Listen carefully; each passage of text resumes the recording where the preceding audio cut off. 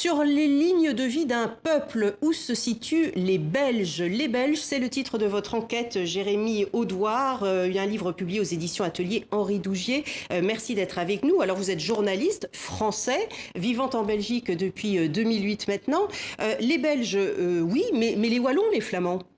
Alors les Belges, quand j'ai rencontré les Belges pour ce reportage, la plupart d'entre eux avaient du mal à définir ce que c'était être belge.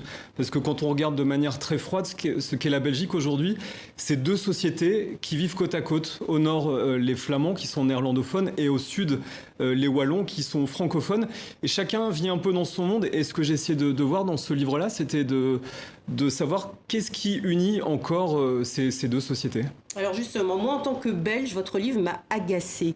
Alors je vais vous dire pourquoi, parce que j'ai trouvé que la vision que vous faites de la Belgique est assez sombre, mais très vraie. C'est ça, donc ça m'a agacé, mais c'est parce que vous êtes dans le juste, alors que j'aurais aimé voir un pays avec un visage plus rose. Absolument. La plupart des livres qu'on lit sur la Belgique, c'est souvent une Belgique un peu bon enfant. On mange des gaufres, on boit de la bière, où les gens sont sympas. D'ailleurs, les Français disent tout le temps « Ah, les Belges, qu'est-ce qu'ils sont sympas ?» Peut-être, c'est des choses qui existent. Moi, mon but, c'était de voir la Belgique en tant que journaliste, même en tant que documentariste, c'est-à-dire prendre une photo de la société belge telle qu'elle est aujourd'hui, avec ce qui marche et ce qui marche moins. Et alors, il y a une succession également d'entretiens que vous avez menés avec des citoyens belges, avec des universitaires, avec des politiciens. Mais moi, ce que j'ai quand même observé, vous dites une société en léthargie. Enfin, vous dites ou vos interlocuteurs disent. C'est François Gemène qui le dit. Ouais. Société en léthargie, absence de peuple belge, divorce à l'amiable avec la royauté, comparer la Belgique à un couple au bord de la rupture, Flandre et Wallonie réconciliables, Bruxellois ultra-individualistes, Bruxelles trou à rats, Trump l'avait dit d'ailleurs avant cette personne, ville sans envergure. C'est quand même très sombre. Alors, c'est pas moi qui le dis. Non, c'est pas vous. Mais enfin, c'est quand même très sombre, de manière générale. Ça fait partie de la face de la société belge. La société belge, en ce moment, va pas forcément très bien. En ce moment, les Belges essayent de former un gouvernement. En 2011, ils avaient mis plus de 500 jours à former un gouvernement. Là, ça fait 100 jours qu'on essaie de former un gouvernement. Ça va pas. Les Flamands indépendantistes, nationalistes doivent s'accorder avec les Wallons qui sont eux plutôt de gauche. Il faut que tout le monde s'accorde. Et tous les observateurs le disent en ce moment. C'est très difficile. Dans d'autres pays, on retournerait aux élections. En Belgique, on se met autour de la table et on se dit... On est nationaliste, on est socialiste, mais on doit faire un compromis, le fameux compromis à la belge. Vous consacrez un large chapitre aux piliers politiques que constitue la Belgique, les sociaux-chrétiens, les socialistes, les libéraux. Vous vous arrêtez également sur un nouveau courant, le pilier musulman. C'est une réalité ?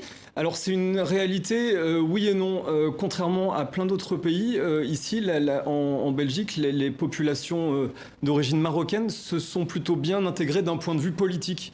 C'est-à-dire que quand on regarde l'ensemble des partis politiques, notamment à Bruxelles, les descendants du nord de l'Afrique se sont plutôt bien inscrits dans ces partis politiques traditionnels. À savoir s'il y a un pilier musulman qui est en train de se créer, c'est pas si sûr, parce que aujourd'hui les musulmans sont accueillis surtout dans un ancien parti politique qui s'appelle l'ancien parti socio-démocrate. En gros, les sociodémocrates, les chrétiens démocrates aujourd'hui ont effacé leur étiquette chrétienne, catholique, et maintenant s'ouvrent à toutes les religions, et les musulmans ont leur place dans ce parti. Alors vous consacrez aussi un chapitre que vous intitulez « Les blessures inavouées du Congo belge ». Et là encore, votre interlocuteur ne mâche pas ses mots à l'égard des Belges. Oui, Nkoli Jambofane, qui est un écrivain absolument formidable, qui a écrit des choses assez merveilleuses. C'est un Congolais qui a essayé de s'installer en Belgique. Lui, d'ailleurs, il le dit clairement, il dit « Moi, je suis belge et congolais ». Dans ce livre, j'ai vu aussi ce que c'était d'appartenir à deux cultures, c'est-à-dire on peut être belge et congolais, belge et marocain, belge et autres. Oui. Exactement. Et Nkoli Jambofane, c'est un des plus grands représentants de la Belgique et de la langue française. Et ce qui est intéressant, c'est qu'aujourd'hui, Kinshasa, qui est la capitale de l'ancien Congo belge, Léopoldville. Aujourd'hui, Kinshasa, c'est le plus grand pôle francophone dans le monde. Maintenant, il y a plus de francophones à Kinshasa qu'à Paris. Les spectateurs sur TV5 Monde le savent d'ailleurs, parce que c'est un de nos plus grands publics. Absolument. Et l'Afrique, aujourd'hui, est au centre de la francophonie, et Nkoli Jambofane, qui est belge et congolais, est un de ses plus grands représentants. Merci beaucoup, Jérémy Audouard.